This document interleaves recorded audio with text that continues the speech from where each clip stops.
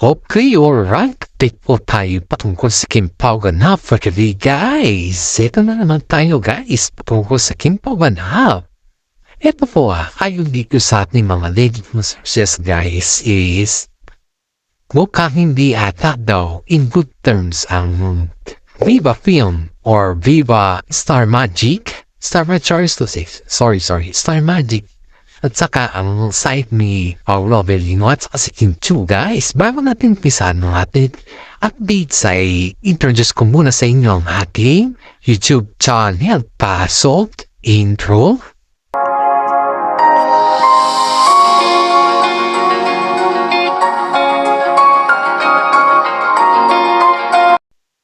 Okay, guys, okay, dito na tayo, guys, ha. Ito yung pinaka-fan nito, guys, tawag natin dito is pinaka-trending sa ngayon, guys, na may mga nababanggit po yung ating mga legit na sources nito na kung saan ay parang hindi daw okay ang Star Magic at saka si side ng Kim Pao sa ngayon dahil nga po kahit ongoing name shooting ay parang they feel they are not comfortable na makatrabaho na siguro or something like that kasi hindi naman natin alam kung ano talaga yung purpose ng Star Magic kung bakit nila ni-erase schedule yun, diba? Ayun nga, ang daming haka-haka na dahil sa movie nila Catherine Bernardo at saka si Alden Richard, diba? Dahil yun kasi po yung break nila na tambalan. At higit sa lahat, guys, ayon dito, sabi ng isang staff, ayon dito sa ating legit na sources, ay napansin daw ng mga staff na parang there's something wrong sa mood ng dalawa sa ngayon, yung sila Paolo Avellino at saka si Kim Chu. Kahit daw, ayon dito kahit daw paulit-ulit provide daw gumagawa sila ng set na yung happy ending ba, yung parang kumbaga is may mga moment na yung happy sila, parang ganun dun sa set, ay parang naiba na daw yung mood. Siyempre, of course naman, kung sakaling ikaw naman yun, or kung sakaling tayo yun ba, may maipapahapan ka pa ba? Kumbaga is, kung sakaling tayo yun yung sa sitwasyon nila at ganun yung nangyari, sa tingin mo yung dating flow mo ba ay ganun pa rin? Kahit naman yung nangyari, di ba? May mga pagbabago naman yan, guys. Yan yung sinasabi natin na hindi lahat kasi ng bagay pwede natin na yung bang lagi na lang tayo yung maintindihan. Yun po kasi napansin daw ng mga fans sa Kim Pao sa ngayon na medyo may parang tingnan natin good mood na mag-shooting. Pero dahil lang daw sa sinasabi ng mga management na kailangan daw nilang tapusin yun at konti lang daw naman yung kanilang papalitan. Ayon pa dito sa nasagap natin na balita, ang sabi daw ng isang director is medyo malabuan daw sila na i-produce yun sa family dahil nga daw may mga eksena daw na hindi pambata. Mas marami pa nga daw ito hindi daw pambata. Ngayon, baka daw kasi mapapadalitan sila at hindi talaga ipapalakas kung hindi kung may mga eksena na hindi pwede sa mga bata. Ang sabi pa nga daw ng mga iba na may parental guidance naman yung movie. Kahit naman kung sakaling hindi pambata yung movie, ay may nakalagay naman dun na para lamang sa adult. At saka parental guidance naman yung nakalagay dun. Diba? Very obvious guys na may something wrong talaga dun sa director na to. Ayoko magbangkit kung sinong director to, guys, kasi baka maya na naman ako lang naman yung chinichika nito Kahit alam naman din natin na isa talaga yung may fakana sa lahat. Kaya marami pong nagtatanong dito, guys, na mga kapwa din nilang artista kung bakit sa dami daw ng mga movie na naipapalabas na taon pa talaga sa Kimpaw? Ito yung tanong nila dito guys ha. Doon daw sa set, may mga makukulit din daw na staff na natatanong kila Kim Cho at si Paolo Avellino.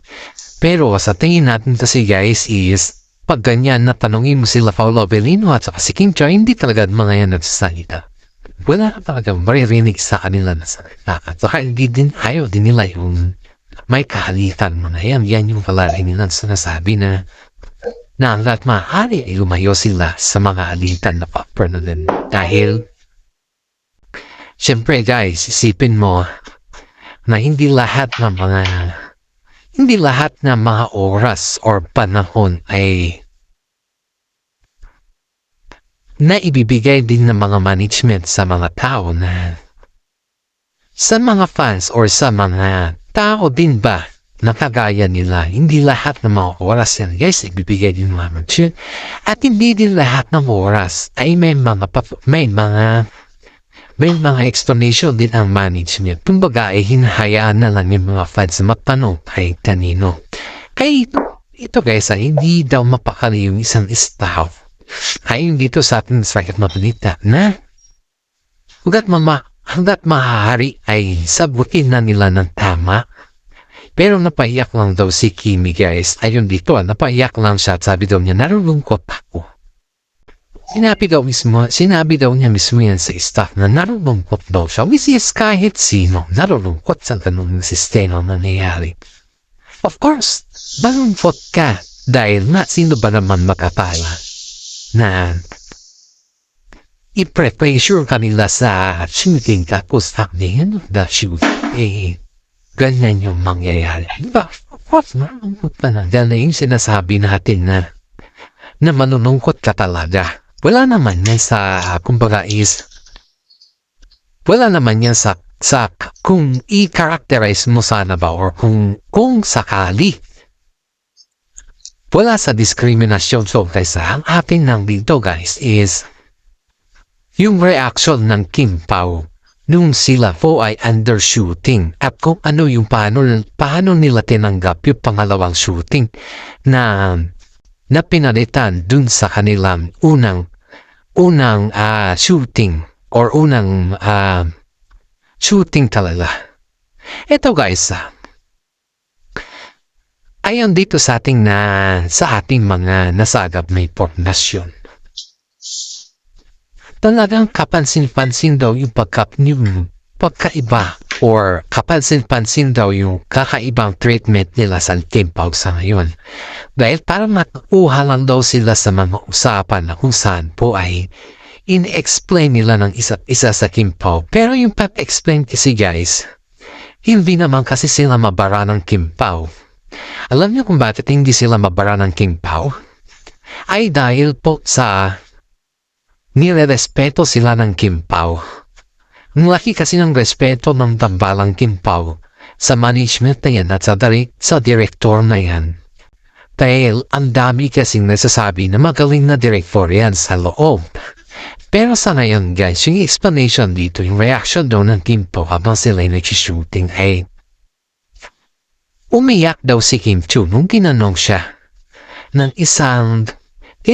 mismo guys ng isang staff sa loob. At yun nga daw, ang sabi daw ni Kim Cho, huwag na lang natin pag-usapan kasi sumasakit yung ulo ko. Sabi ko ni Kim Cho.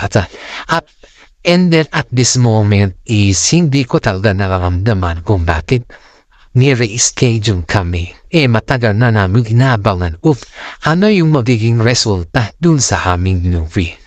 And po yung sabi ni Kim Cho, kaya umiyak siya.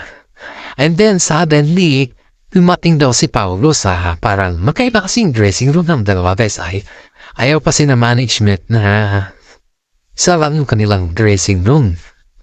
Well, dumating daw si Paolo Avellino at tinanong din si Pao. Parang baga is pa-happy daw na tanong kay Paolo Avellino. Kaya sabi daw ni Pao, whatever you see it, sabi daw ni Paolo, kailangan na namin tanggapin kasi may mga tao talaga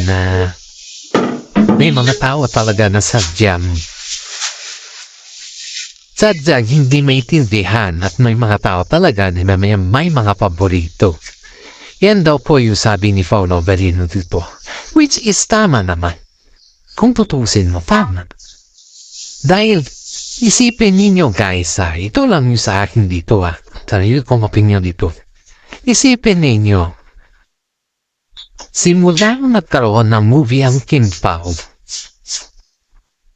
may mga pasakali na iba na mga movie. Basta magkaroon ng movie ang Kim Pao, may movie din ang cut din. Or hindi man nahuna man ang cut din, sunod na rin ng Kim Pao. Or else, nahuna naman ang Kim Pao, sunod na din ang cut din. Parang ganun. Or cut din, Kim Pao, cut din. Ganun lang po yung sistema na yun yung cycle na napapansin po ng marami dito guys na talagang sino-sino sa kanila yung pinapainit sa publiko. Hindi naman natin pwedeng persahin. Dahil iyan po ay mga artista din yan na kagaya nila. Pero ang tanong kasi dito guys is, nagkamali ang direktor sa kanyang ginawa at sana sa kanyang pag-explain pa lang naman sana is totoo na. Kaso ang daming nagsasabi na masyadong bias ang direktor na po. Hindi naman siguro tama na husgahan natin ang direktor na po, pero ang katunayan guys, hindi naman tayo nabuhusga ba? Hindi tayo yung mahusgaing tao. Pero ang hatin ng dito ay yung katotohanan. Dahil ang katotohanan naman guys, pag yan ay katotohanan talaga, ay alam mo sa sarili mo kung saan mo lugar yan, di ba? Yan yung totoo dyan kasi naghanap tayo ng katotohanan. At tayo naman natin na mapupunta ng sa wala ang pinaghirapan ng Kim Pao. Hindi naman siguro mapupunta sa wala kung sakali man nataon talaga. Pwede naman siguro natin i-consider na sabihin na nataon talaga. Pero iba na guys iba na yung pakiramdam kasi tuwing may mga variable nangyayari sa rescheduling ng iba, ay ang sinusunod kasi nila yung sa pagsikat ng cut din. To be honest, wala akong galit sa cut din. Dahil mapabait naman silang tao. Pero may galit ako sa direktor na po. Dahil kung kailan na inahabangan na yung movie at excited na yung mga fans, doon naman siya umentrada sa lahat. Diba? Nakaka-tense, nakakagalit guys. Kaya maraming netizen po ang nagsasabi na deserve ang Kim Pao ang highest gross sa ngayon daw. Which is, yun naman talaga yung nakikita natin dito na sequel na deserve ang Kim Pao ang highest gross dahil nakikita naman natin dito na mas malaki or mas marami ang ambag ng Kim Pao sa lahat ng bagay.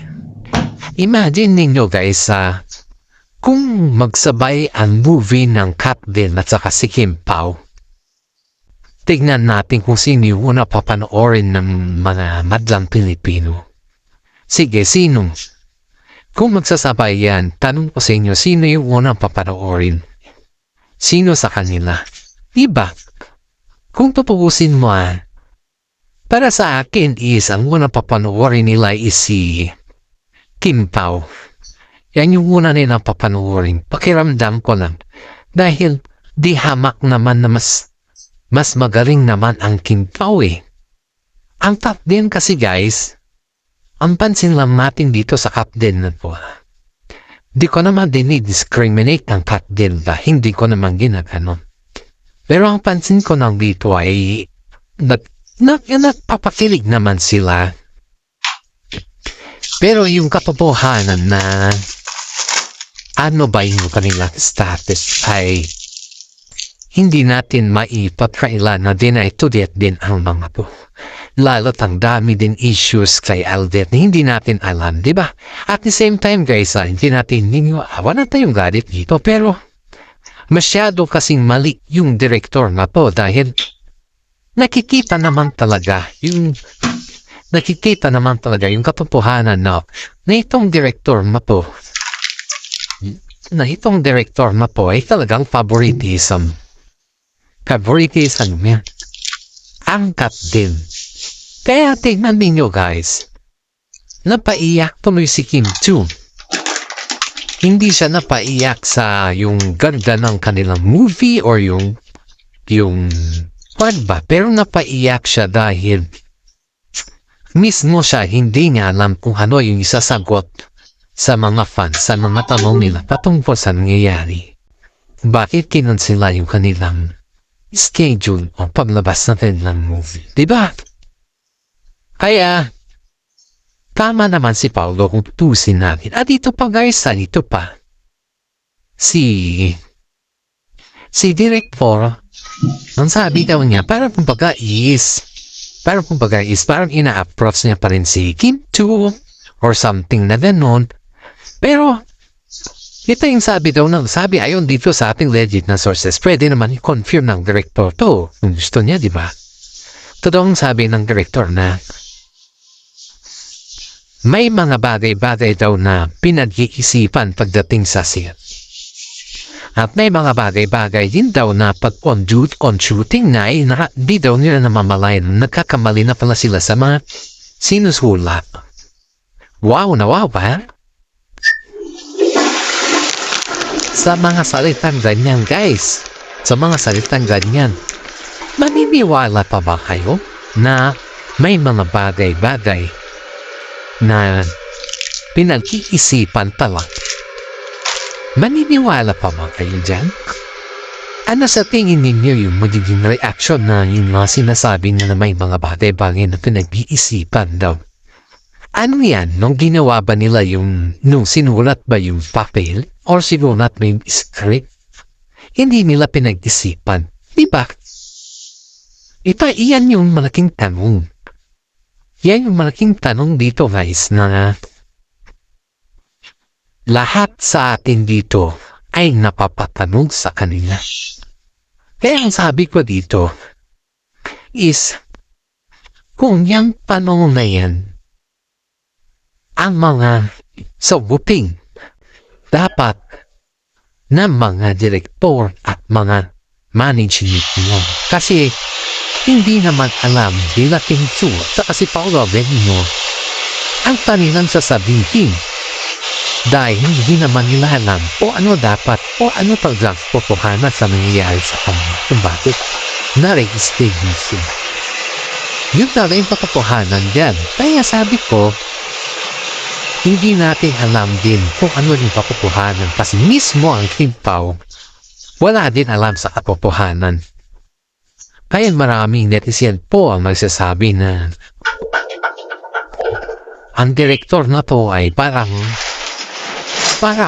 namimili talaga kung anong movie or sinong artista pwede lang yan ilabas sa kanyang movie ba or sa bilang isang kwanan. Kung sabi ba sa Star Magic talaga. Kasi malakas ito sa Star Magic guys. Ayun dito sa ating nasagap na sources itong director na po ay napakalakas ni Star Magic. Dahil ito ang sabi dito is ang lahat daw na kanya mga movies puro highest gross daw. Kumbaga is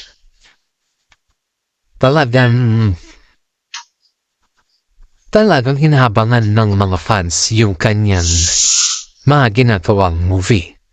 Kaya itong director na to ay pina-priority talaga sa Viva Film kung ano yung kanyang suggestion daw.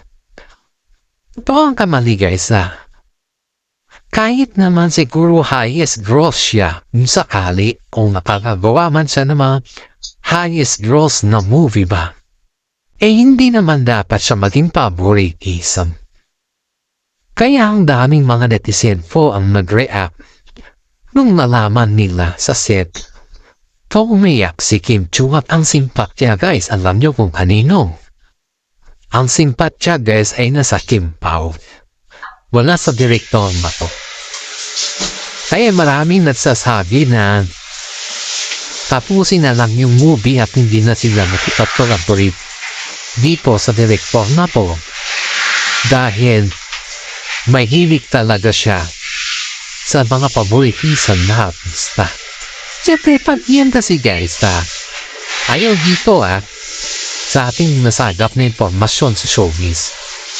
Pag-yan kasi guys, pag ikaw daw ay nakakarip ng highest gross sa movie ng Star Magic, ikaw na daw yung, lahat na daw yung mga sinasabi mo ay nasusunod. Siyempre, ikaw yung nagdadala ng earnings Kaya nagdadala ng earnings. Ikaw lahat, kasi ikaw yung gumagawa sa mga script, lahat ng nandun na lahat Ikaw ang director, lahat yan. Lahat yan, makikita dyan. Kaya ang sabi niya dito na hindi naman dapat sana ganon yung mangyayari. Pero wala tayong magagawa guys kundi hanggang makipag-reaction na lang tayo o mag-react na lang tayo sa mga bagay-bagay na pwede natin sabihin sa mga ito. At hanggang dito na lang po ating content. Maraming salamat po sa pakikinig at God bless po sa ating lahat.